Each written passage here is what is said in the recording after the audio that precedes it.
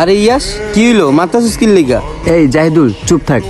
আর আপন তুই আমার আশেপাশেও আর আসবি না, ঠিক আছে? জায়েন্টে মানে ইয়াস গায়াত দিলি ব্যাপারটা বুঝলাম না। মানে তোদের কাছে আসতে মানা করতাছস? ঠিক আছে আসলাম না। আমি তোরে যাইতে না বলছি, তুই যাবি না। ও তোর খালাতো ভাই হোক আর ফুফাতো ভাই হোক, ও তো ছেলে নাকি? আর এমনিতেই আমার মেজাজটা গরম আছে, তুই ফোন রাখ ভাই, আমি তোর সাথে পরে কথা বলি।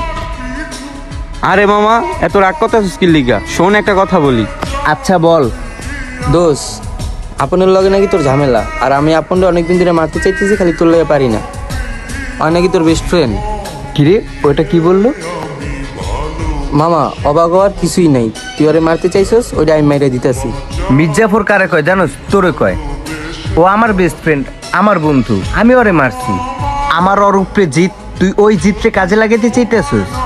শালার তুই তো আসলেই স্বার্থপর রে। আপন তো আমারে ঠিকই কইতো। আরে বেটা তুই তো আসলেই স্বার্থপর। যাই হোক, যা হয় ভালো লেগেই হয়।